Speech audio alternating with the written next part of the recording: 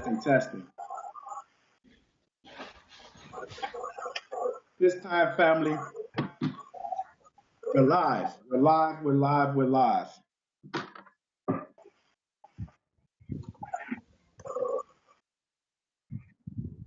Welcome, welcome, welcome, welcome. Welcome to another edition of Black Love Thursdays.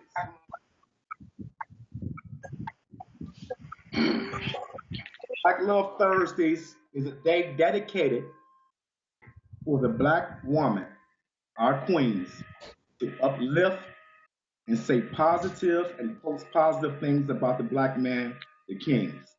And for the kings to take the opportunity to post and say positive, uplifting things about our queens. This is the meaning behind it. Because of society and society regulars, we have become accustomed of tearing each other down, and it's easy to do so. We want to go the other route and uplift each other, despite of all of our disappointments with one another and dealing with one another, despite of all our letdowns. We want to uplift one another. We want to believe in love. This show, firm belief, is that when we strengthen the family dynamic in our communities, male and female, building that bond of love, it gives birth to love in our children, and then it gives birth to our love in our communities, and that helps us to unify one another. With that type of love, it will help decrease the violence in our communities. So I understand that a lot of our children are quick to be violent toward one another because of self hatred and a lack of love enforced in the family dynamic. And we owe it to them to show them what love looks like, first and foremost, by being happy ourselves. This is an open forum. This forum is for all of us to go ahead and comment, share your precious jewels of wisdom, because what one of us may miss, some of you may say in the comment that may affect someone else. So thank you all for coming in. We have a powerful panel today. But before we go on with our panel today, I just want to briefly introduce or announce our next week panel. We have a couple of panelists who have not yet confirmed, but um, solid confirmation. But they gave us a half confirmation, so we'll go with that. Week's show is going. We're going to have elected officials, black elected officials, on the show next week from different parts of the country to explain to you the plight. We're getting some background noise, y'all. The plight and the struggle for the black elected official when trying to do anything positive and beneficial to our community. That's next week's show. We have one mayor that confirmed, a councilman from Jackson, Mississippi confirmed, an alderman, and a trustee. We're waiting for one more person confirmation. So with that being said, family, welcome, welcome, welcome. My panelists, please share the video, invite your guests, and my co-host, Miss Jackie, is wearing two hats today. Miss Jackie is not only going to be my co-host, she's also going to be one of the panelists representing the married women. And I ask all of my, I don't, this goes without saying, and I have a very mature group. You know, we have a beautiful, beautiful ensemble of women here. We are not to say anything disrespectful, even though that's not our audience. But if anyone pops in new, we are to queens at all times and respect each other's opinions, even if we disagree. So I'm going to introduce our first panelist, and she's going to have the opportunity to answer the first question and introduce herself a little bit further than what I may. My little sister from Chicago, Illinois. She's an author. She's a publisher. She's a speaker. She's a model. She has appeared on a Steve Harvey show 4 times. 4 times. That means the man loves my little sister. Sister Sierra Thurman, please answer the question. As a single woman, what is it that would make you accept a marriage proposal? Well, first and foremost, I would like to say that it's important that the person, your partner, whoever that may be, has a relationship with God. I feel that without that relationship, he really can't be a true leader without having that put forth. I would definitely say commitment and loyalty and communication are really strong suits for me. I really love a gentleman who knows how to court a woman. And it almost seems like it's non-existent today. I'm not giving up. I haven't lost faith. I know that I will get what I deserve. So ultimately, that's why I'm still continuing on. And in the meantime, in my single season, I think it's just extremely important that I continue to work on myself and prepare myself to be a wife during my single season. And it looks like we lost Mike. I don't know if anybody else want to chime in. Oh, okay. Well, beautiful, beautiful, Sister Sierra. Was there anything that I missed in your introduction? No, you pretty much got it down. I'm the founder and president of Written Ambition Publishing. I've authored 2 different books. I actually have them here. The first one is entitled My Life, the One He Never Got to Witness. And the second one is Sometimes the Breakup is the Blessing. And they both can be found on my website, sierrathurman.com. That's SIERRATHURMAN.com. So, yeah, you got it down. Thank you, Sierra. Our next panelist, our beautiful sister, is from Dallas, Texas. Originally from Chicago, forgive her for migrating to Dallas, Texas. Our beautiful sister is a pastor. She's been a pastor for some time, and for a few years, at least 5 years. She has been in the ministries for at least 12 to 15 years. Our beautiful sister is single. She was once married, but she's single now. And our sister from Dallas, Miss Zanetta Atlas, she's going to give you her viewpoints on, as a single sister, what would it take for you to accept a marriage proposal? Amen. Good evening. Thank you for having me. Christian Center in Dallas, Texas. And I would say for me, in order for me to accept a proposal, I would have to, number one, know that we have compatibility. And that compatibility couldn't only be in just our hobbies and likes and dislikes. As it was mentioned before, he would definitely have to have a relationship with the Lord. For me, what's big is that we have a common purpose in life. So I would have to know that we're traveling in the same direction in terms of our purpose. Definitely, for sure, checking to make sure that I feel respected and protected, which are my 2 key things when I'm looking at a relationship. And also, I would have to pray and that I wouldn't accept the proposal. I would have to have sought the Lord and gotten clearance from the Lord. Yes, ma'am, Sister Zanetta. Sister Zanetta, if you can, while I introduce the next panelist, can you kind of check your sound because you were kind of broken up? And we definitely want to hear your precious jewels of wisdom. Okay. especially what you said the other day.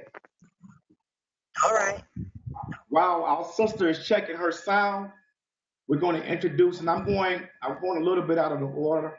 I'm introducing the sisters, the single sisters first, and then we'll follow up with our married sisters. Um, sister, this next sister, we have been friends for some time. She's been doing her thing. She's also been married before. She's a mother. She's all the way out there on the West Coast. Our beautiful sister um, lives in California. She's a mother. She hasn't given up on love. She wants love, but she wants to be dutiful to what she committed to. And I'll let her explain that more when she gets the opportunity to speak. Darquelle, Princess Muhammad. The question is, what would it what would it take for you to accept a marriage proposal? Um, Good evening. Thank you for having me on the show, first of all. Very honored. Um, what would it take for me to accept a marriage proposal? The man would have to prove himself to be a man of integrity, um, have high moral standards. I would also have to know that we are equally yoked. I would definitely need to know, being that, as you mentioned, I am a mother of 3 children. I would need to know that he loves my children as his own. There is no difference. I don't do the step thing. There's no stepdad, stepmom. So he would have to be able to treat my children as if they were his biological children. And also, I would need to know that, being that I know as a woman, I was created to be a proper helpmeet to whomever I marry. I would need to know and be comfortable with being able to help him to meet and overcome any objects in his path and whatever goals he has in life. I know that I would be able to help him to accomplish. And with those things, I would accept the proposal. Beautiful. Thank you, Sister Darquelle. And believe me, family, I have some follow-up questions for you all and for the forum. I don't want to say audience, the forum, because this is our show. Please prepare yourself to ask some of the questions from some of our sisters that's on this panel. Next, we're going to introduce our married sisters. Sister Sierra, you have a question? Yes, I have a quick question. It's actually a comment. We have a lot of feedback and echoing. Our sound is not quite there yet, so maybe we should make some adjustments as we continue to move forward. I was giving y'all the signal, but ain't nobody paying attention to me flicking my hair. Y'all see me flicking this hair? Yes, ma'am. Yes, ma'am. So I believe that was Sister Darquelle, check your sound, and Sister Zanetta, check your sound. In parts, Sister Darquelle, you were very fine, and then you'll move and something will change. So our next sister, you all hear me well? Yes. Yes, sir. Okay. Our next sister, I'm blessed to have her on. She's my little sister, and I love her and her husband. And I believe they love me. That's what they say. Next our next sister is Sweet. She's a mother. She has 2 children currently in college. Her and her husband are put to college. Mother of 4. Believes in marriage. She's been married for approximately 8 years. Sister Chantal Muhammad, question for you would be, what was it that made you say yes? And are you glad that you did it? Yes, sir. Well, first, let me thank you for being on the one of the panelists, because I pray that I have something valuable to share to someone that's listening, and also that I gain, from the other panelists and from those who may be commenting. But for myself, being a single mother of three, it was very, very important for me to find a brother who was, of course, the things God fearing. You want a brother who, loves the Lord, honest, protector. But I wanted, because I didn't see very many successful marriages in front of me, I tried to see what was it I thought that they were missing.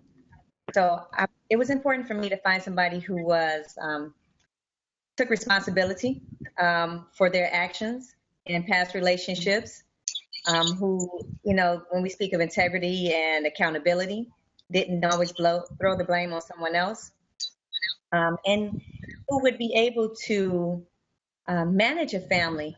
Taking on three children would be a lot for a brother. So I needed to make sure he was, financially able to provide, because I am, real and knowing that finances are important, and I didn't want to put too much on a brother that he could not handle.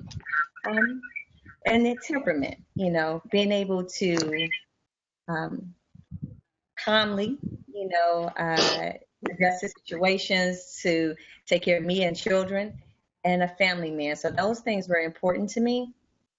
As I chose, the brother who I eventually married. I'm definitely glad I did. I got the things that I thought were important to me, in regards to him being, it was important to me that he was, he was a Muslim. And then Allah sent me someone who was a Muslim, someone who walked in the same faith and line with me. That was important. So those are the things that were important to me. And I am glad that I did. We're happily married 8 years this May.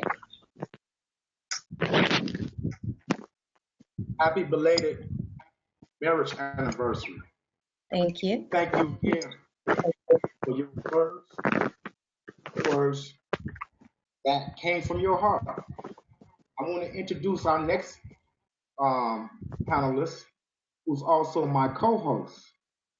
My co-host, another deserter. She was from Chicago, and she ended up deserting all the way to Jackson, Mississippi. Our co-host is Mother, a beautiful songstress. She also works in the field of cosmetology. She has her own business as it relates to healthcare, or correct this, skincare products. Again, she's a beautiful mother. She's been married for some time now, and this is a beautiful, positive spirit. Miss Jackie, what made you say yes to your proposal? Greetings. What made you say yes to your proposal? And are you glad that you have done so? Let me first say, I'm looking down the line of these beautiful, beautiful sisters. Y'all are stunning. Let me just say that. I'm looking at all the beautiful smiles, and y'all are gorgeous. So, with that being said, I'd like to thank you all for coming out and speaking with us. I love girl talk. I get all excited and bubbly inside because I know it's been good. We're very, very intelligent panelists. I'm just excited to be here today.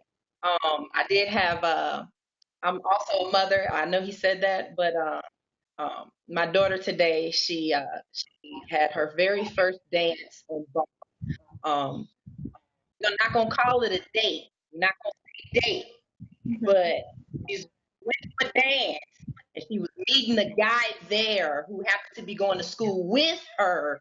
They gonna be there together with children, and she gonna dance. Some music gonna come on, and they probably gonna dance, but not so.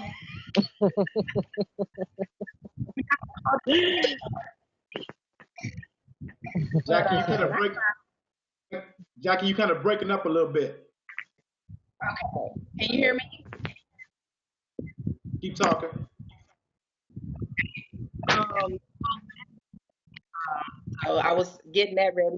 She just left a little bit ago, but I also thank the viewers for coming on and chiming in with us. Thank y'all. I love hearing from you. And what made me choose to accept my marriage was mutuality. I'm a big fan. Some people will call it equally yoked. Some people will call it a level of respect. It's a universal thing for me. I am deeply embedded into universal law, which is God's law. Everything else to me is man-made. If the whole world can accept it and knows what it is, the sun comes up, then God made that. Because everyone knows that the sun comes up in the morning, the moon is out at night. These are things that are universal to everyone. There's nothing confusing about it. But mutuality and respect for my son God, which is my husband. We have a level of respect in one another where we found things to be mutually understood between our relationship with our children, how we rear them, our conversation amongst one another, whether it be a soulful discussion, philosophical discussion, what have you, our viewpoints must match. Also, his willingness and tenacity to keep his family. With that being said, there must be a level of self-control in a man that is far supreme than the average human. And I say that to say a super being to me is someone who has mastered and is currently mastering themselves.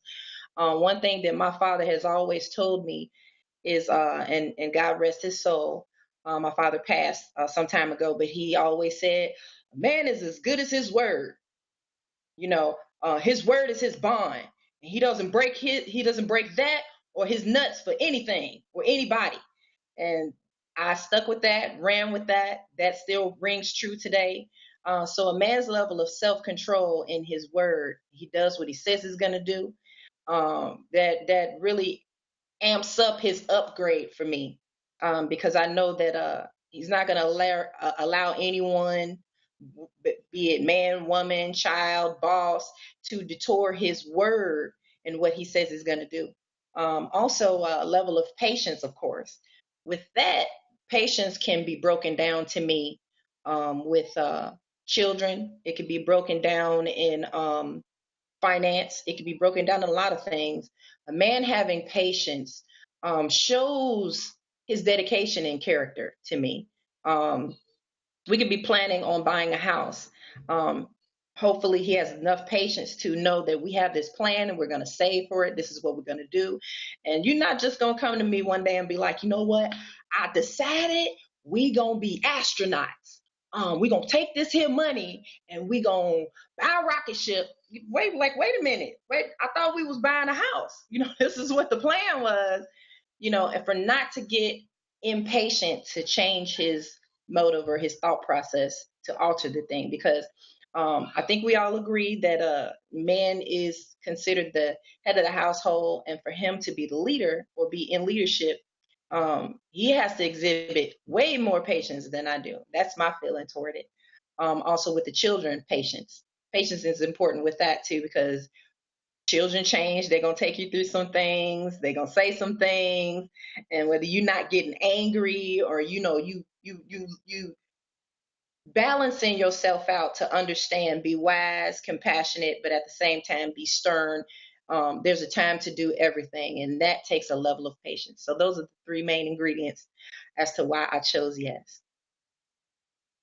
Thank you, Jackie. Beautiful answer. And our next guest, family, our sister, a native of New York, but she now resides in Atlanta. Mosque number 15. My sister, you met her husband before. He was the male panelist who was representing the males as far as the married brothers. He did an outstanding job. But when you see one, you see the other. Their unity was forged by their passion for marriage the passion for uniting our people in the ways of marriage. In that passion, they have sponsored many single retreats. They have sponsored many married retreats. They make themselves available for counseling. Our sister, she's been married to our brother for some time. I'll let them announce their years. For some time, she absolutely loves the sanctuary of marriage. And Sister Cecilia, please tell us, what was it about Brother Marcus? We want you to spill it. What was it about Brother Marcus that made you say yes? And are you glad you did so? Yes, sir, indeed. Well, we have, I guess, a unique situation in that he knew me at 14 and I knew him at 15. We knew each other in high school, and he always had a level. For me, the most important foundation for a family was spirituality, your connection with your creator, however you believe it to be. And he was born and raised in a very religious household. So his attractiveness was like he was unlike the rest of the other males. He had a mission, he had a goal, and he was 19 years old when we both got married. We were 19. So we have known each other for quite a while, but the most powerful thing was any man that has a vision for his future, that has a plan for his future, he's looking for a mate to help him in the development and the realization of those goals and plans. So for him to be as young as he was, I always said he was like an old man spirit. And so that was the attracting power for us. And by God's grace, come July 4th of this year, it will be 25 years that we have been married, and we have 6 children ranging from 24 to 13, and 4 boys and 2 girls. So our passion has always been family, has always been to help others with whatever endeavor, but the marriage and helping our single brothers and sisters really became our passion, because we heard the Honorable Louis Farrakhan say that the number one threat to our national security is our marriages, is our families. And it's not just Muslims, it's not just Christians, it's our community, period, as a people. And so when we hear that's the number one threat, then that is an endeavor that we wish to assist with and we wish to help with.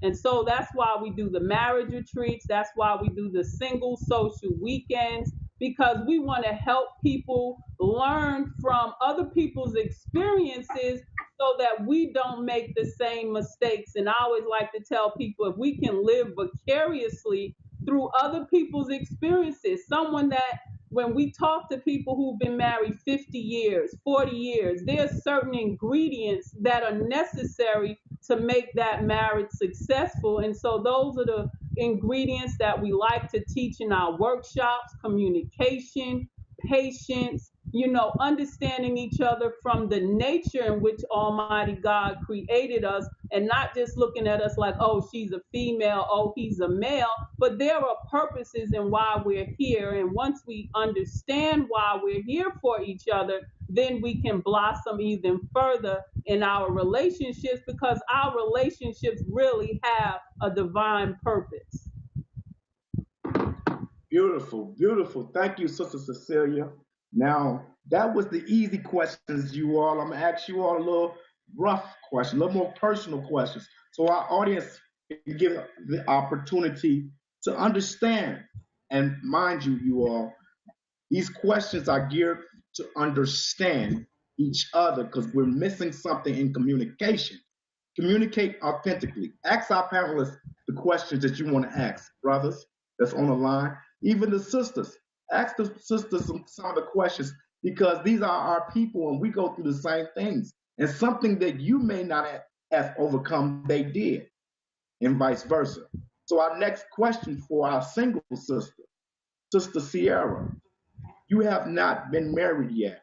However, you have been in a dating scene. And I don't believe in the term failed relationships. I believe our relationships are successful if we learn what we need to learn moving forward.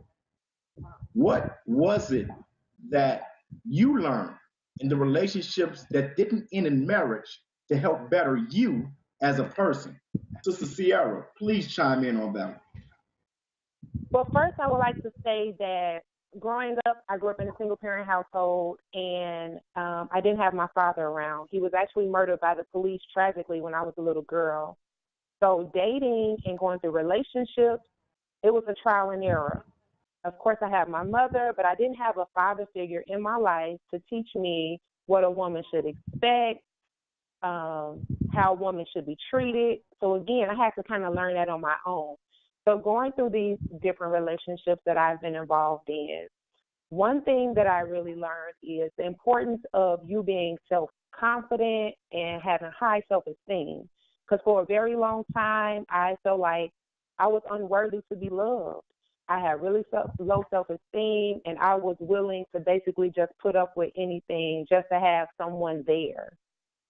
Ultimately, I figured out that one, that you shouldn't necessarily,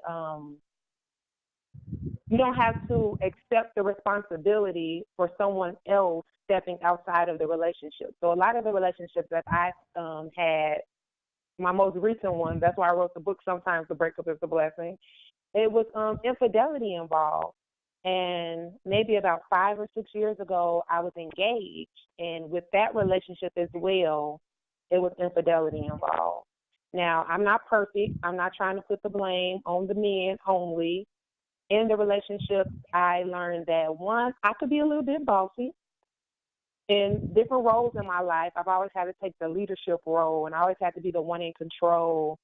So it's possible that at times the man that I was dealing with felt like I was too bossy, or I was too much to handle, I had too much mouth. So I had to kind of check myself in that category. I can also be very emotional at times. I try to put up this front like I'm this tough chick and I can handle everything. But when you have your family and your friends and everyone else leaning on you, it can be a bit overwhelming. So at times I was a little emotional. But ultimately, one of the biggest lessons I learned is really just about self-love and self-care.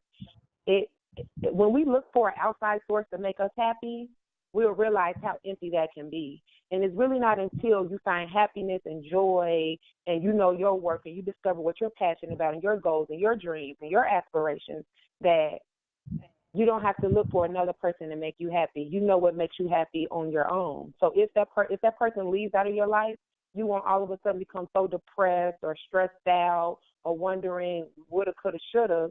It's more about learning how to love yourself. And ultimately, I feel like if we learn to love ourselves better, then we can give that love to another person. Beautiful, Sister Sierra, and thank you. Thank you for sharing your beautiful testimony, your personal testimony. And I pray to God that whatever you share not only strengthen you and help you to move forward, but whomever that may be listening, it affected them in a way that to take personal accountability. Our next guest, who I would like to answer the same question: what was it that you have learned in your past relationships as far as accountability and responsibility on your end that made you a better person and made you prepared to be a wife at this current time? Pastor Zanetta Atlas, please come in and answer that question. I would say that, and I have made a lot of mistakes in relationships. And in all honesty, if for many years I thought that many of the failed relationships that I had, it was easy to point the finger and find the blame in the other individual. And so over the years, through trial and error, through humility, the Lord has had to show me myself. And it has taken me asking myself what role did I play in the successes of my relationships, and definitely for sure what role did I play in the failures. And I will say for me, being who is very dependent, very headstrong, very driven. I think I took a lot of that into my relationship out considering how it may affect the individual or individuals that I was with. And that's not to say we should alter or change who we are. I think what it did was it definitely made me um, look more at the long term in the relationships as opposed to the short term. Anybody can be compatible. I can pick somebody up at Walmart or the gas station and be compatible with them for a season because we know how to do that. But for the long term, I think it definitely takes something. And for me, I had to learn the importance of having a similar life's purpose because that purpose that we have is ultimately what's going to be is going to drive us and move us and compel us through life.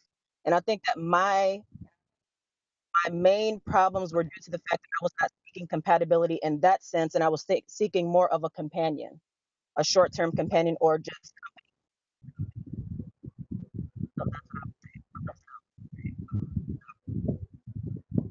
Thank you, Sister Zanetta. Again, if you can just move your headpiece, sometimes you're breaking in and out. You got most of okay. what you were sound better Okay. now. Okay, so when you speak next time, do it just like that. Thank you, Sister Zanetta. Our next sister, I want to ask the same question, but I want to ask that question with a different twist to it. Sister Darquelle Muhammad, in your past relationships, what did you learn? What was the precious jewels or nuggets that you took away from it? And what is there anything from your 7 units that helped you to prepare yourself to be welcomed and received as a woman or a man who's looking for a wife? Sister Darquelle Muhammad. You gave me a little twist, huh? Okay, well, is there, first off, I'm gonna take your first question. Is there anything I've learned? I've learned so much about myself from past relationships. Am I coming in clear, Brother Yes. Michael? Okay. Yes. But I'm just gonna briefly go over a couple of them that I find to be the most important. I think the first one is something I learned initially in my marriage. I was married for 13 and a half years. Got married at an early age when I was 20 years old. So that was young. We had our first child 13 months later when I was 21. So I always wanted to be, and this kind of combines with what you were asking about my 7 units. Even before I was registered in the Nation of Islam, I'm more so behaved as a Muslim. It's just how I've always carried myself, my moral code, my desires in life. I was just talking to my court mate today and was saying how, when you got that JCPenney catalog that used to come to your home, everyone would get it and go look at clothes or toys. Well, me, when I was a young child, I would be anxious to get that catalog and I would go straight to the bridal section because I always looked forward to being married and to having a husband and a family to take care of. But what happened was I didn't have that balance in my first marriage. So I started making my husband a God besides God. And anytime you make something a God besides God, God can take that away from you to put your focus back on Him and remind you that He is the only one that you should worship. And I had literally began to worship my husband, my children, my family. I had no idea who Darquelle was. I can't say that I eventually found Darquelle because I never knew who Darquelle was prior to marriage. I learned that after the 13 and a half years of marriage and once I went through the divorce. Then I started seeing who Daraquel was. But prior to that, I had no idea. And I gave my all to this man, literally, and to my children. I was a stay-at-home mom and wife. I homeschooled my children. I did everything. I told my courtship partner in 14 years of marriage, my husband never had to cook a meal. I literally did everything in that house. And I just lost track of who God actually was. I didn't keep God at the center. My husband was my center. He was my son that I revolved around. And anytime you do that, God will take that away from you.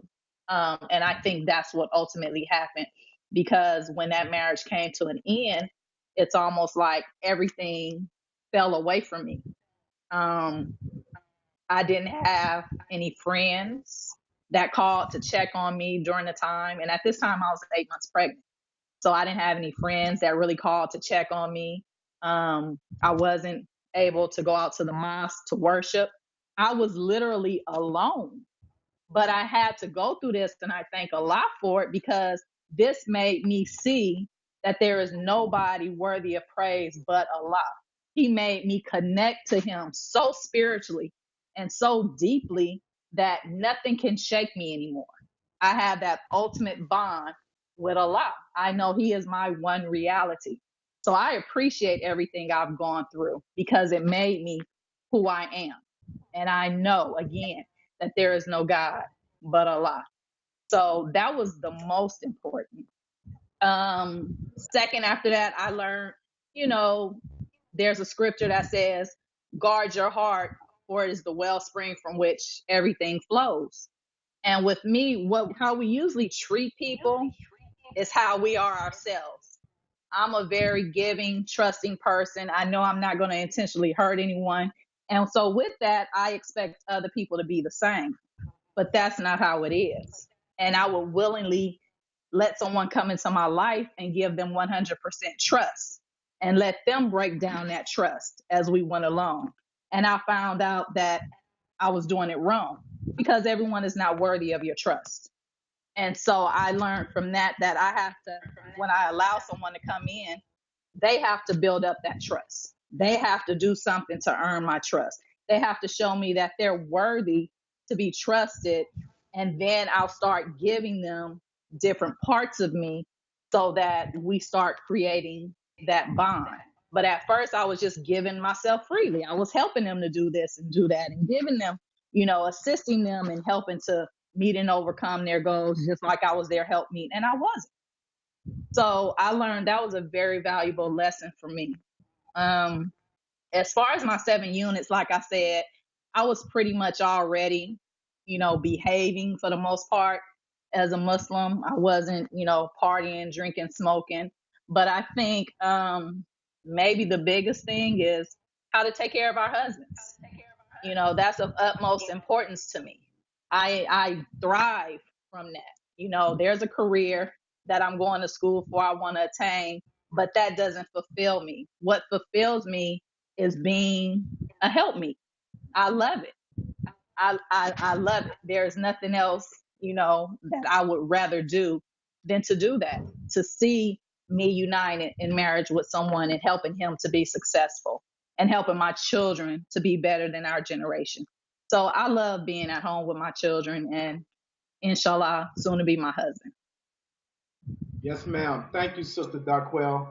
And for you all, we don't have any sponsors, but we're going to take a quick commercial break, because I want you all to give our sisters likes, love, let them float across the screen, because it takes great courage to reveal what's on our hearts and mind to a group of people we know nothing about. They're being authentic. Share the light, share the love. Because what they're doing right now is not easy. They're sharing personal testimonies. Part of them.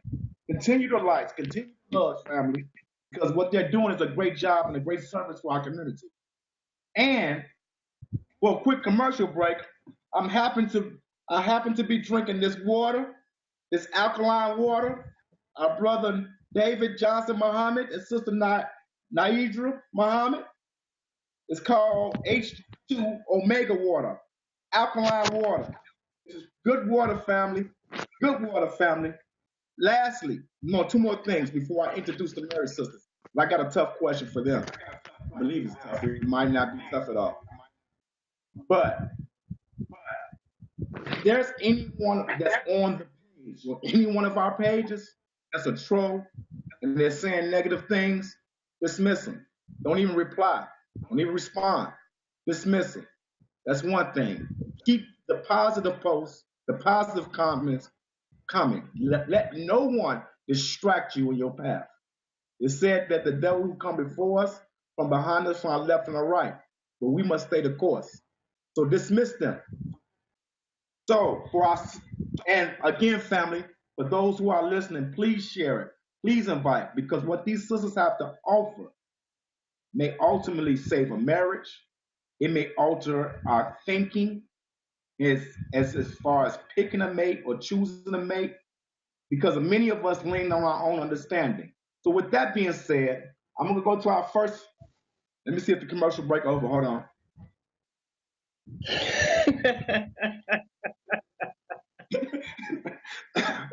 I'm gonna go to our first married sister, Sister Shantan. You've been married. At any time in your marriage, did the spirit of doubt creep in? And if it did creep in, how did you handle it and overcome it? So the very first year, even if you've been sent everything that you think you wanted, which my husband was everything that I thought I wanted. He was, he was charming. When they say chivalry is dead, he's a perfect gentleman. He loved my children. He's a family man, and everything that I thought that I wanted. But I had been single for a very long time, raising 3 children on my own, so I was very independent. And to come into the marriage and not understand fully that, I've known the man was the head of the household, but to actually relinquish that control and to allow for him to take the family in the direction that we needed to go in, that was very difficult for me, to kind of sit back and allow for him to take the lead. And there were times in the very first year was very difficult for us, in that regard, because I was like, well, I've been doing this on my own, and I've done a pretty good job. I think the children are well rounded. They're taken well care of, and I had to sit back and say, this is what you said you wanted, and Allah sent you someone. You have to sit back and let him be the man, and that was difficult. But I trusted the process. I sat back, and he will make. He's not perfect. He's not going to be perfect in every decision that he makes, but he learns from the decision, and I trust him to make good decisions for the family. And it was such a blessing, as I saw me submitting, how to a man who had already submitted to Allah, how the process worked. I was there to help him, be by his side. I was his helpmeet. It was a blessing. So that was the most difficult thing to me, is to relinquish and control, and that made our first year. What seemed to me, he didn't seem that difficult to him, but that was my triumph in this situation. Thank you, Sister Shantan. Thank you for your honesty and your sincerity. Sister Jackie, are you there? Here. Okay, Sister Jackie, the question goes to you. Did doubt ever enter into your mind in your marriage? And if so, how did you overcome it? Oh, absolutely. Doubt entered my mind during the first few years of marriage. Most times, well, they say for the first 5 years of marriage is kind of rocky. We're gonna break it down to the first 3 years because if you're a traditional type person, you basically you go through the motions. You're getting to know one another. You're next to each other every single day. You're having to, merge your finances together. You're merging your thought process together, your belief systems.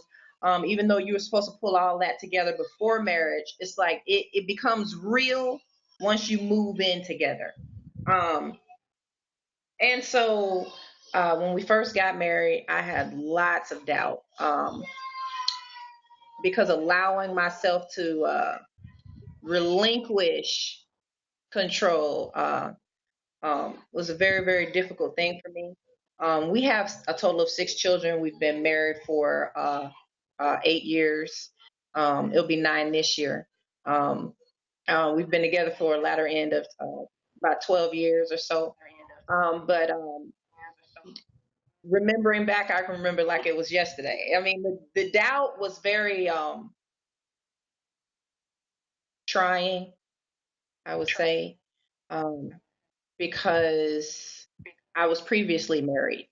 And to allow for a man to come in and take control of a house that I felt that everything was fine. Everything was regulated.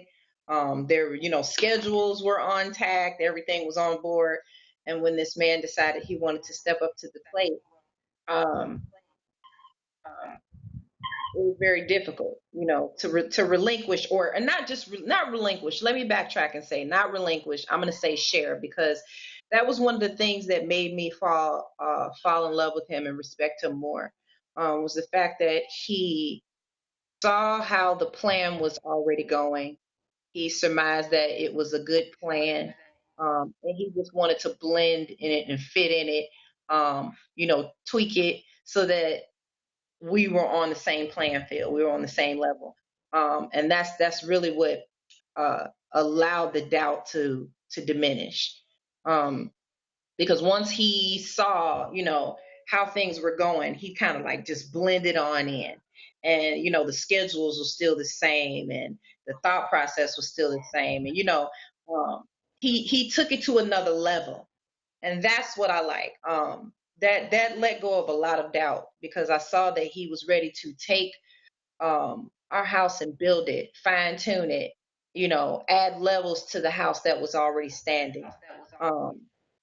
We became a blended balance, and I really, really appreciate that. That's how we overcame that. He was very patient. That let go a lot of my doubt. Understanding how things were operating.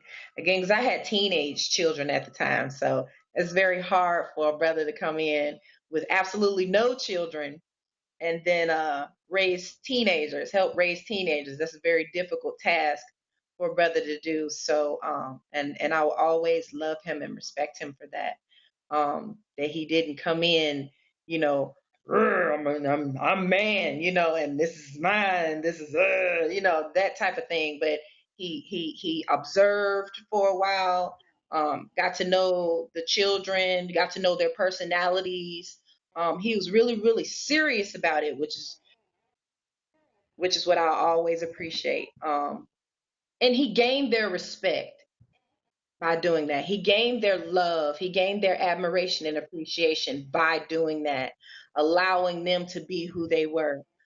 He saw the need to come in and talk to them when it was time to do so. He's a very timing, calculative brother, which is what I will always respect. So that is how that's how the doubt was overcome. Yes, ma'am. Thank you, Sister Jackie. And we're going to go to our sister Cecilia. But before we go to our sister Cecilia, Brother DeAndre, I'm going to ask you a question to Sister Sierra when it's her turn. But for our listening audience, I'm going in the order in which you see on the screen.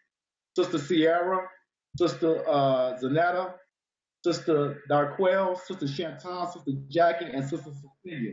So I'm going to, after Sister Cecilia answer her question, ask specific questions as it relates to that person who's next in line, because now I'm going to be pulling you all's comments. Sister Cecilia, has doubt ever entered into your mind during your marriage? And if so, how did you overcome it?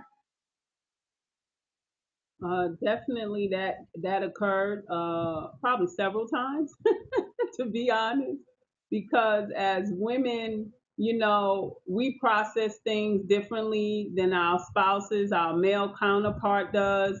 And I think for us, one of the things was that my husband is very ingenuitive, very creative, and he likes to start projects from beginning to end.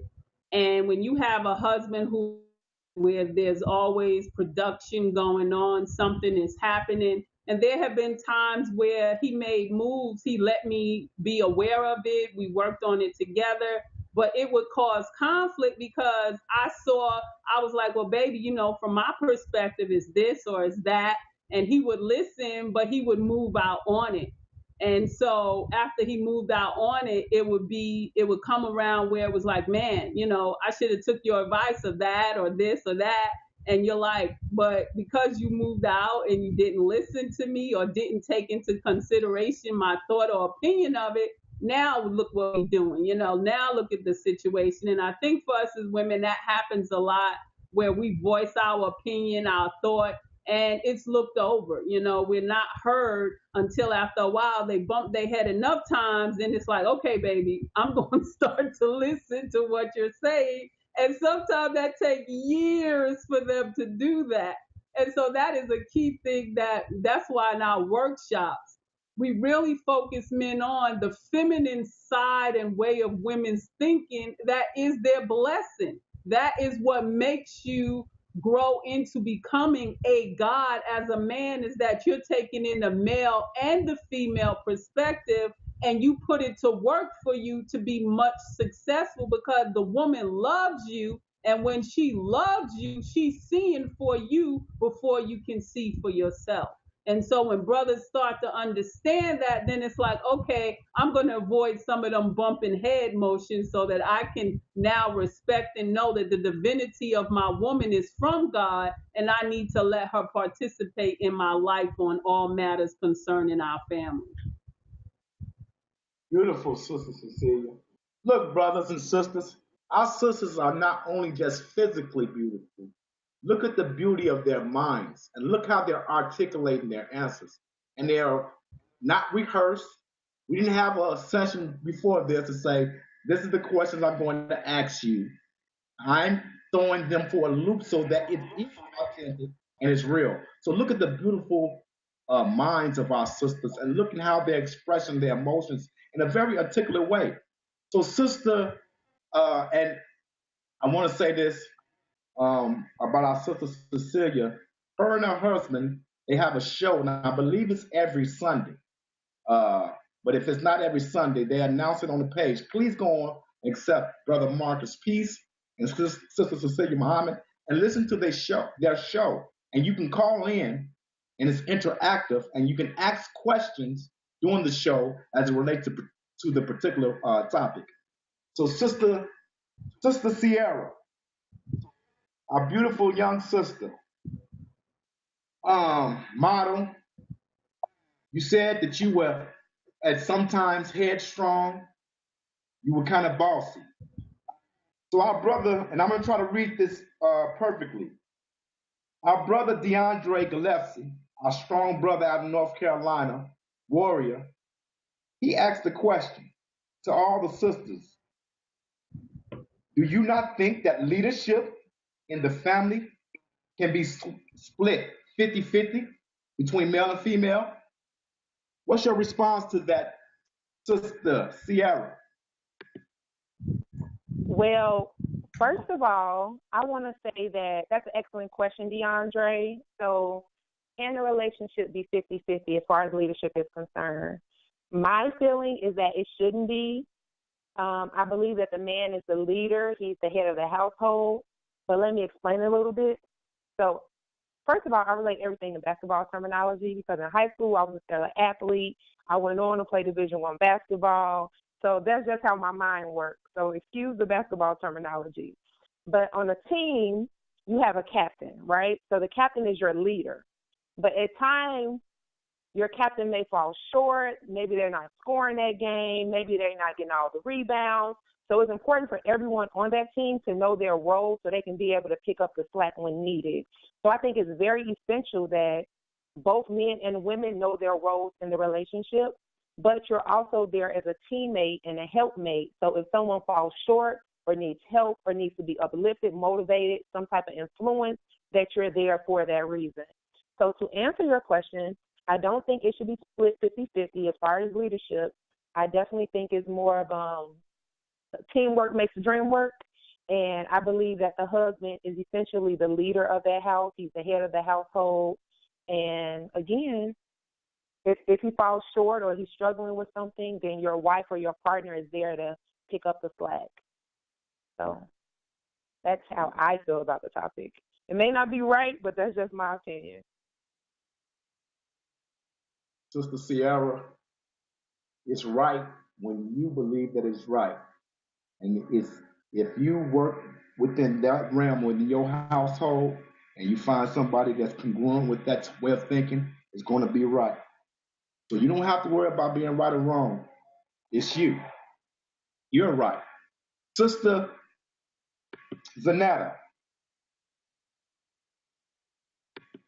next Same question. question.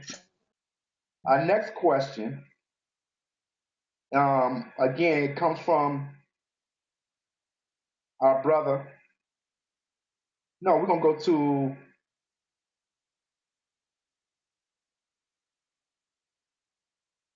okay, it comes from my brother DeAndre again. What she just answered, do you think that is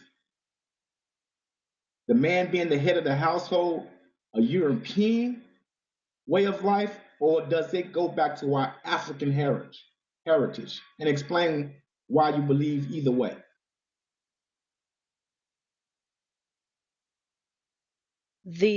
I don't believe it's neither European, African. I believe that it is an institution and an order that the Lord ordained. There has to be in every system, in every structure, in every organization, um, there has to be ultimately a decision maker. Now, I believe that um, I don't think that a man needs to, in marriage, um, through say that I'm the man, I'm the head, and I'm the decision maker. I do believe, and I think I kind of understand a little bit of where the question came from, in that is the man and the woman to share responsibility. I definitely think that, especially when it comes to the family, that it is a shared responsibility. I think that when there are times that there is a tiebreaker per se, I, I think then it has to default to the husband, especially when it comes to major matters concerning the home. Um, it is not to say that the man is to. I've seen relationships where men in the marriage are literally take on a father type role. So I think that sometimes there is a misunderstanding of exactly what the head actually is. And so I do believe that the home and the family is a shared responsibility. I think that when two people have an understanding of each other and agree to share the responsibility, things are much smoother. But definitely when it comes to the order, if we're looking at the order, I think that that's something that is God ordained. And I think that, again, if there's a situation where there has to be some sort of decision breaker or maker, then I think I think that the woman should have to say, I need to know what my husband believes on the matter, and then I'll follow him wherever he's going. So that's my take on it. But I do definitely believe that a woman, her voice should be heard, her opinion should be heard, and I believe that the more balance there is in a relationship, the more successful the relationship will be, because nobody wants to feel devalued at any point. Yes, ma'am. Thank you very much. And hear it and I receive it. Well, thank you for sharing. Our next question for Sister Darquelle came from one of our own panelists. Sister Darquelle, how can you heal? Or what was some of your methods of healing from a broken relationship? Hold on, Sister Darquelle. I think I got you on mute. And make sure your mic is close to your mouth. There you go. Okay. Yes. What were some of my methods of healing from my broken? You're a single parent, trying to get children places. What are some of my methods for healing from the broken relationships? Was that the question? Yes, ma'am. And you're breaking up a little bit. Okay, is that better? Can you hear me? I'm sorry. I think it may be your Wi-Fi or the connection. Keep talking. If I have to mute you, Okay. Okay. Basically my method for healing, in all the instances I've ever had is, I believe when we're taken through different things, we go through those trials in order to bring us closer to God. Because I believe that the only way we can actually be healed from certain disappointments and hurts in life is is through our connection with God. So each one of those times, it just brought me closer into the bosom of God. And by being secure in that place, in his bosom, I was able to be healed. But in addition to that, for me to be able to do that, I had to do some forgiveness, and not forgiveness of the other person necessarily, but forgiveness of myself. I had to look at myself and analyze where I went wrong. What role did I play in each one of those situations? How could I have done better in each of those situations? And when I was able to do that and come to terms with the mistake that I made, ask myself for forgiveness, ask God for forgiveness. And then in addition to that, there was an instance where I had to seek forgiveness from my children. I had to talk to them about the errors that I made, because sometimes it affected them. And I had to ask their forgiveness and let them know I made a mistake, and pray that they would understand that and it would help them. I would be an example for them of the do's and the don'ts in life. So those were the ways that I was able to heal those broken relationships. Thank you, Sister Darquelle. Beautiful, beautiful, beautiful. Our next question is for Sister Shantan. Sister Shantan. Yes. Sister Shantan Muhammad. In today's society, you often hear people say the word submissive and they have a negative connotation with the word submissive. Is there any beauty in the word submissive? And as a Muslim woman, are there any myths that you all are oppressed? And do they confuse submissiveness with the word oppression? Absolutely. There's absolutely beautiful, and to me, beauty in being in just submission in itself. You know, we start with our submission to God. You know, we understand that in our submission to God, you know, that's how our blessings come. We follow the process, we submit to his will, and, you know, that's the order of things. So after God comes the husband, and that's how he set it up, you know, for it to be. So when I say I submit to my husband, people do understand it to mean that, you know, I go as he say go, I do as he say do, and then I have no will of my own. but that's so, far from the truth. When I submit to my husband, he has a responsibility to God first. So because he cares for the woman that God gave him, all the decisions that he make, he has my best interest at heart, the family's best interest at heart. So sometimes I may not even understand his decision, but I'm able to guide his decision, so I know that I'm always in his thought process whenever decision it is that he's making. So there absolutely is beauty in being submissive to my husband, but again, it's misunderstood, because he's the head of the household, so he makes the final decision. But we raise this family, we lead this family together. So when you say, what was the second part of the question? Was regards to outside The of the myths myth? the myths about oppression. Our Muslim women are being oppressed, and people making oppression synonymous with submission.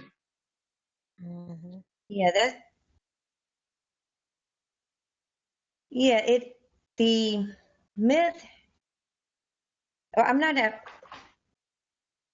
we all, I mean, each one of us on this panel has said something in regards to letting the man lead the house. So that's exactly what it means. It means letting the man be the leader of the house. So he doesn't just make all the final decision. He takes us into consideration. He takes the family into consideration, and is understanding that if you make a mistake, in the order of things that are, we're able to come back, repair the mistake, and understand that, there's a learning process. So as far as the misunderstanding about what submission means, it's just a matter of letting the man be the leader of the house and making the final decision. Thank you. You're welcome. Thank you for sharing. That was beautiful. Sister Jackie, I'm going to ask you your own question. Your question as it relates to something you need post relationship. You're gonna make me answer my own question, huh? Well, you something else. Well, what I would need, if it's something that I need in my relationship, um, I would say more memory. For me personally, I didn't think you was gonna ask my own question, but that's my answer. As we go into and we close and be back from somewhere. As we go closer, grow closer, um, learn more about our children and their personalities, and we're watching them grow, and family, whether we're bringing and watching and witnessing new births with children's grandchildren, family reunions, and just falling in love with one another as time progresses. I look forward to seeing that. I think that's uh, one of the deciding factors for me even wanting to be married ever since I was a little girl. Making memories, going through life together, taking risks, and that's definitely something that I need. We were at a time in our marriage about 5, 6 years ago where things seemed to move very slowly, and it became very like not depressing but boring. Um, so it's a little bit deeper than just keeping the flame lit. People say you keep the flame lit. They refer to sexual intimacy and things of that nature. And with respect to that, that's very important in a marriage. Also, just keeping the torch lit. I'm gonna put it like that. Keeping the torch lit. Running with that torch, because as we're both running the race to the end, we're witnessing one another grow. both together and separate. Like he has his own endeavors, I have my own endeavors. We're supporting one another in our endeavors. Watching him accomplish things, watching myself, him watching me accomplish things, and we're getting it all on film, so we can show our great grandchildren one day. You know, I look forward to that. That's something that I definitely need. So I hope that answers your question. Yes, ma'am. Thank you, Sister Jackie. For our sister Cecilia, I'm going to ask you a question based upon your experience. When you deal with marriage counseling, what is one of the main things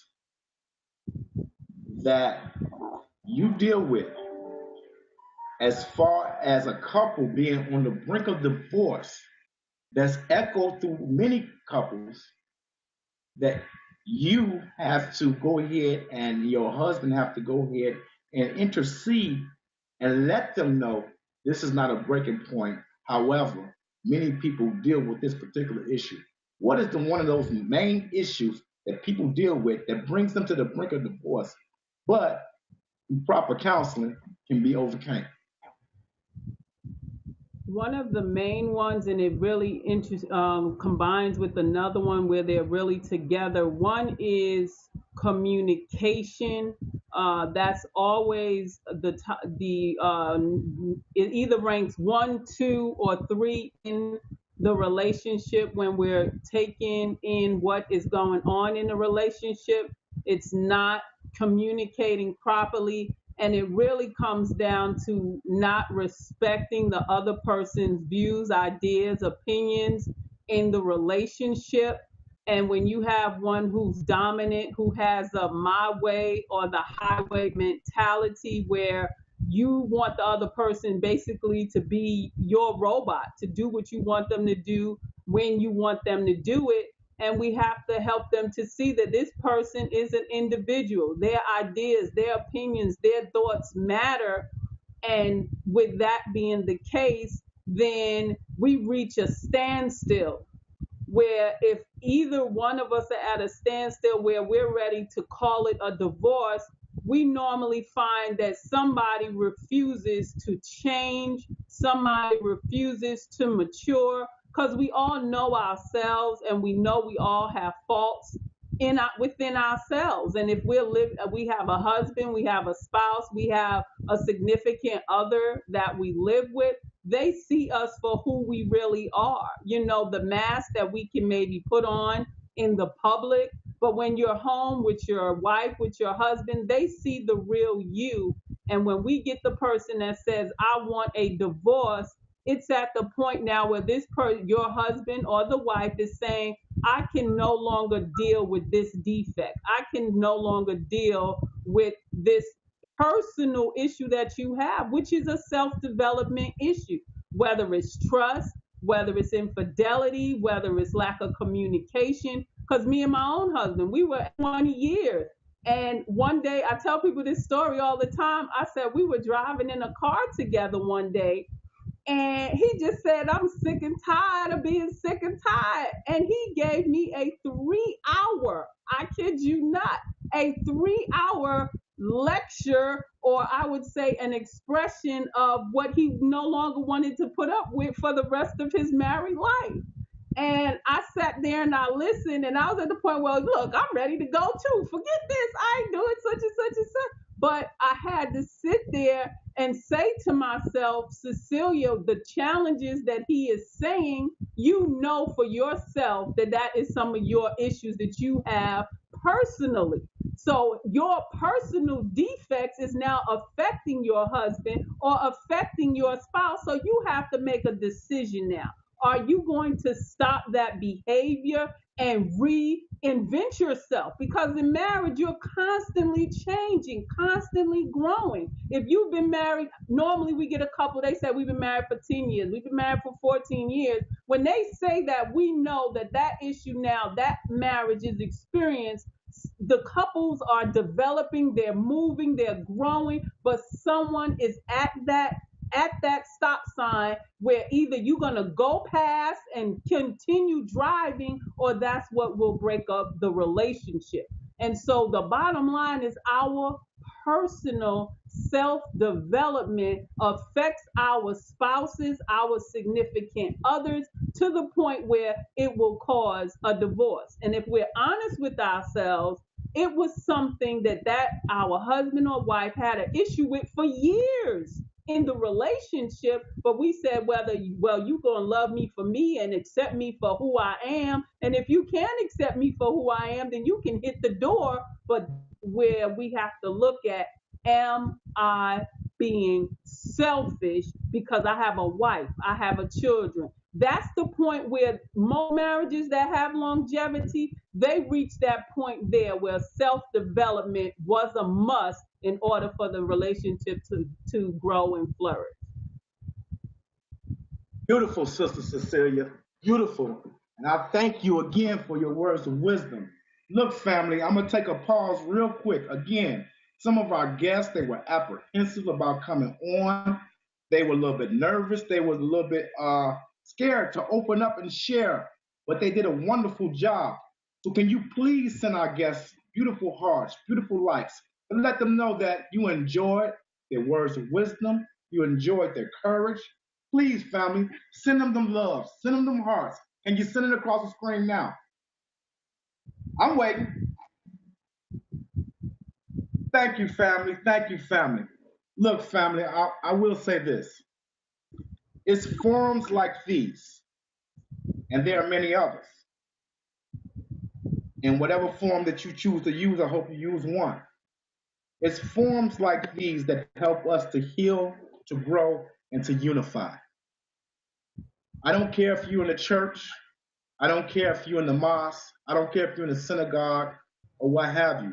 How many people have experienced this in their faith institutions, whereas you had a problem with your mate, but by the time the minister of marriage got to you, you were already divorced because other things was pressing in those institutions. These forums become a thing where we come to each other for advice, for counsel, and we're not professing to be experts in relationship advice. We're not professing to be master psychologists or what have you, but we're coming from a very real and authentic place. How many people have the opportunity to have health care that covers marriage counseling and counseling of any issue that we have buried deep within ourselves, that we can seek that? Well, we have it amongst one another. And I love the beautiful mind of the sisters. And if we are paying attention to what the sisters are saying, is that they're not denouncing strength. They're strong. They're wise. However, we have to sift the wisdom out in our sisters, and they just want us to lead. Take the driver's wheel and tell us, brother, what's your vision and goal for our family? I'll go there with you. But at the same time, don't have me as a woman, I'm not a woman, I'm not speaking for women, as a woman, lose my identity, appreciate my identity. So I love these conversations, brother. You know, if we study religion, family, you know, they say Solomon was one of the wisest men in the book. Well, Solomon surrounded himself with 700 women. And I'm not going to tell you, brother, to go out there and be a polygamist. But however, there's sign and symbol associated with that. The beauty of God's wisdom is hidden in the woman. And if you have the mentality that I am in control and I am a leader, but you don't have the wisdom associated with that leadership, and you don't sift your woman out and hear her voice that makes you a better man, then we'll lose the boat. So these become open dialogues. I had the sisters on today. I had the husbands and the single brothers on a couple of weeks ago. And it becomes an open dialogue that we will continue to have, family. but we must hear each other. We must be able to put it out there in the street. What did we do wrong? Did we take personal accountability for our actions? We don't have it all, and many of us lean on our own understanding, and we ask not for guidance. We say that it tickles the ear, but do we really ask for guidance? Because when we ask for guidance, we'll start changing our ways. The scripture says, my thoughts are not your thoughts, my ways are not your ways. But we become so arrogant that I got this. So there's another scripture that says that we cannot enter into the kingdom of heaven unless we come as a child. Why? Because the child is humble. The child is ready to learn and ready to put in practice that which he learned. Now, heaven is not no spooky place somewhere beyond the sky. Heaven is right here. And brothers, I'll tell you, if you want to find heaven, look to your left. It's your woman. God made heaven for you right here on earth. But sometimes we put so much into our woman, and instead of experiencing heaven, we experience hell. And sisters, we know at times we have failed you. But sometimes, sisters, even though the brother may punch you physically, the most powerful weapon you have is your tongue. Learn how to use your tongue wisely. Give a man a peace of mind and not a piece of your mind. See? So when we do that, we open up the avenues and the mediums for communications, and then any problems that we have, when it's properly discussed, we can overcome it. But we have to have that belief system. So I thank you, sisters. I thank you for your time. I thank you for your energy. I thank our audience and our forum because they were asking and commenting. Some wasn't asking any questions. They were commenting. They was giving some very profound words. So I thank you, and we must keep this dialogue up. And to be able to say to as a sister, this strong. But you got a lot of sisters that say, you know what? It wasn't me. It was the man. You ain't no good, blah, blah, blah. You all took personal accountability for your role. You understand it. And not to let your husband off the hook, but you understand where you can take control of your mistakes and make you a better person. Lastly, I'll leave you all with a story, and I shared it once before. You know, President Obama and Sister Michelle Obama were out eating. And the chef, you know, said, President, may I have a moment to speak to your queen in private? And the president allowed that to happen. And when the first lady came back to the table, the president asked, what did he say? He said, well, I always had a crush on you. I've known you ever since college. And, you know, when I had the opportunity, I told myself that when I have the opportunity, I will let you know that. And the president kind of chuckled. And he said, imagine your life if you would have married that guy. And she wisely responded, yeah, he would be the president. So understand that, sisters, who and what you are. You are the amplifier to life. Anything that God gives us, gives man in the way of wisdom, you amplify it. If God gave man knowledge, you compound that with wisdom. If God gives us the ability to give you a house, you turn it to a home. If we're hunters and we go out and get you a meal, the food, you turn it to a meal. But the most beautiful thing that he gave us the ability to give you our seed and you produce a child. And your womb becomes the God-making factory where you produce gods in the world. So it's very mindful for us, brother, how we create a heaven in the condition of the mind of our woman. Always be uplifting, always be up encouraging. And if you don't know how to handle a situation, walk away from the situation until calmer heads have prevailed. Thank you all for listening. I ask my panelists to stay on the guest as I end this Facebook broadcast.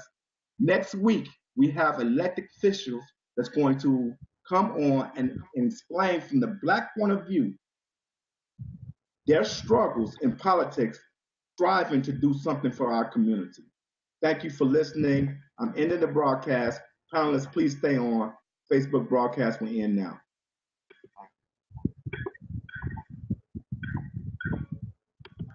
want to say I'm about to unmute all of y'all.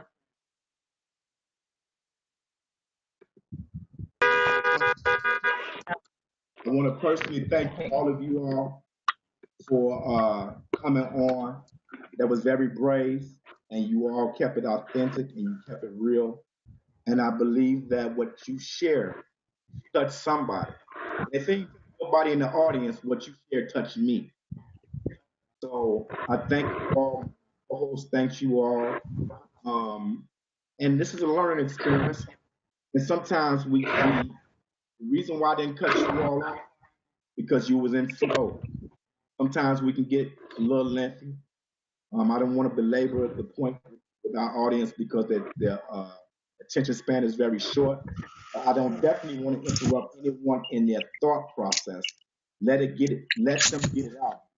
But I would ask you all at some particular point in time, like on Sister Cecilia, I definitely want to do a show with you and Brother Marcus together.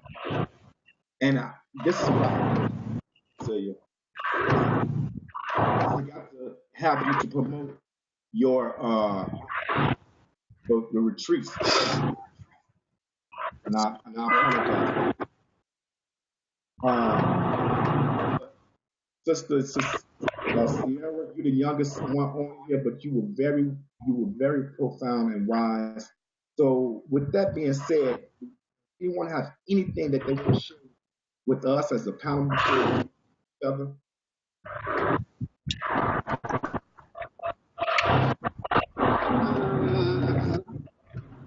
It was a privilege. Beautiful, beautiful women. Just shows the power of God in all of us and how we all can reach out and all of us have something to give each other and our community. So I'm very honored and thank you so much for having me on the panel. Sister Cecilia. Anyone else? Thank you, Brother Michael, for inviting me to be on the panel with these ladies. This is my first Facebook Live or live anything, so I was very, very nervous. But I think I listened and I learned a lot from all of the panelists. They were very beautiful, and I appreciate being invited to speak with your Facebook Live family. And Sister Shanton, very, very, I just want to say, Sister, you have an awesome, beautiful spirit that resonates even through this technology. And I so appreciate you for taking the courage to come out and sit down with us and talk to us. I just really enjoyed all of y'all. It's just, coming from the bottom of my heart. I love people. I love who we are individually. I respect every last one of you. Never met you in person, but if you ever see me, I remember your face. I'll walk right up to you and give you the biggest hug. I appreciate us being able to stand out, reach out to one another, and have these conversations. From the bottom of my soul, we definitely need it. And it makes me feel hopeful that wherever y'all are in this nation, you're going to give proper wisdom and guidance as the women that you are, the wise women that you are, as somebody whoever's next to you and come to you for guidance and advice, you're going to give them some sound advice. Just listening to y'all today, I'm very confident in that. And so with that being said, it makes me more hopeful toward our future, knowing that it's other women out there that have that kind of guidance, that godly wisdom. So I appreciate y'all from the bottom of my heart for that. So that's just my little 2 cents on the matter. And even with that, family, I would hope that we would keep this dialogue up, meaning that even if you all reach out to each other on Facebook and become friends, and I post something every day to get the mind of thinking. Lately, I haven't been responding to them because I don't want people to perceive me as a know-it-all. And then I have also experienced jealousy with some of in particular, some of my brothers, and I don't want to close. I don't want them to stop communicating because even with those jealousies, missing some of their statements are profound. So I don't want that to shut them up in that. So I post something every day. I'm asking you all for at least for the next couple of days, because I believe this show is very impactful and powerful, just to reshare it daily. Make sure after you post whatever you're going to post on your post, uh, put put this at the top. Not for me, not for the show, because of what you all share, our people need to hear. Sister Sierra, do you have any closing words that you want to share with us? Not really. I enjoyed this panel, basically this forum. This is the first time I've done this group setting like this, so technology is amazing. I appreciate you putting this together because I know it's not easy getting everybody's schedules together, trying to check the sound, going on Facebook, keeping up with your viewers. It's a lot that goes on with it, like behind the scenes. So I just appreciate you, Michael, for all the hard work and the effort that you put forth in putting this show together. So, I mean, I'm appreciative that you even thought that I had anything to say worthy enough to be on the show. So you keep on mentioning I'm the youngest. So now I'm just curious, how old is everybody else? Is that too much? Am I getting y'all business? I'm 30. And he keeps saying, like, you the youngest, you the youngest. Well, how young am I? I'm 42. Well, I believe. How did you say, Sister Cecilia? I'm 44. What you say, Jackie? I said I believe you. I tell little sister, I tell you her age one day. I know her age. I'm 42. What? No, I said I'm 42. Okay. And also, Sister Because Sierra. career permits I expose such information. You expose a lot, brother. Don't do that. Well, I'm 47 at the end of this year. In December, I'll be 47. And I forgot to do this, Sister Sierra, please forgive me. I forgot to announce your panel that you're doing. Oh. Mm-hmm. These are the opportunities that I want you all to promote the things that you're doing, because a lot of times Black folks say, what are we doing? What would we have going on? Promote what you're doing, highlight what you're doing, so you render them excuseless. We always have something to going on.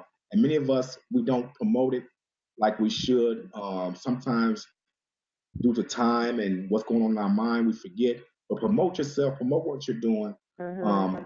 I love that this group was diverse. We had a Christian pastor.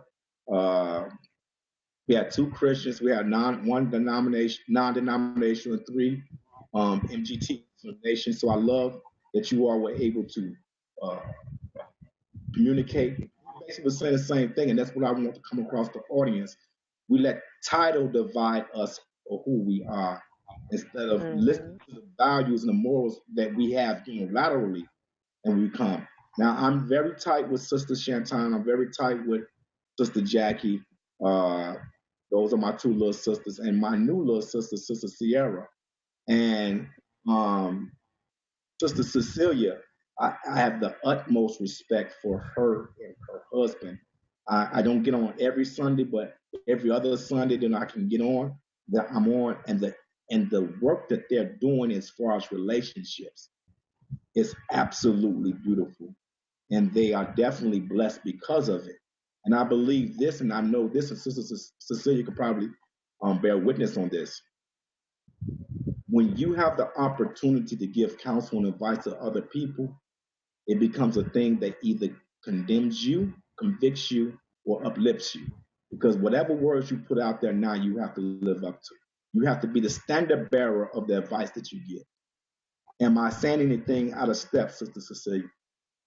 Absolutely correct. And that's what we tell people, that because we are the ones that help people, we have to live up to it. And so, like I said, we're in the marriage lab making the mistakes, the same things, and we're learning, and we reach up to those who have lived, married longer, the 40s and the 50s and the 60s, to make sure that we are saying and doing the correct things. Because again, when you are involved, when someone is allowing you to be open and share with you their personal struggles, then you're responsible first and foremost for their confidentiality, and then secondly to give them the information and the tools that they need to be successful, and letting them know that this may work for you or it may not, but at least you have, like we say, instead of using the hammer where you banging everything, now you got a wrench, now you got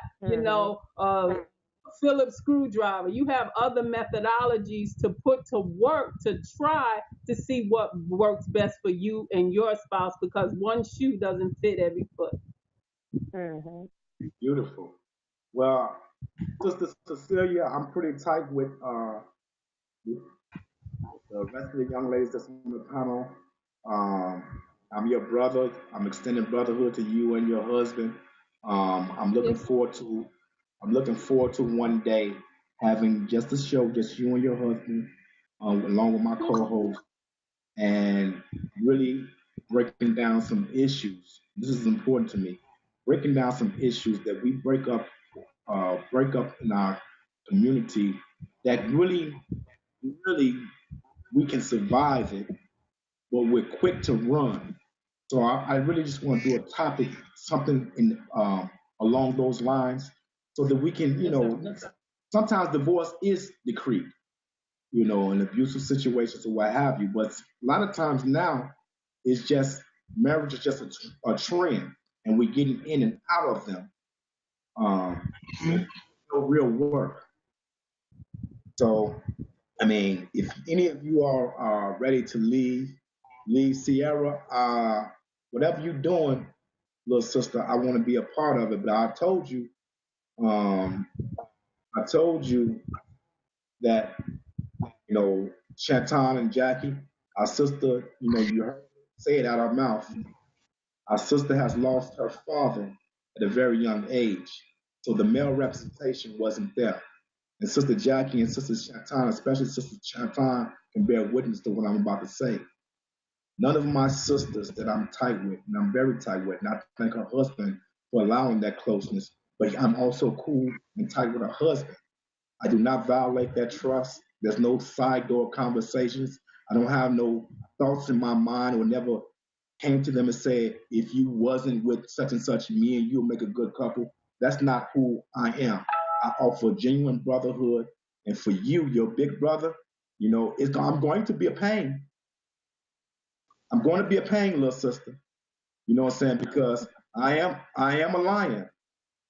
Now I get straight to it. What the fuck you want, my sister, Chief? You know what I'm saying?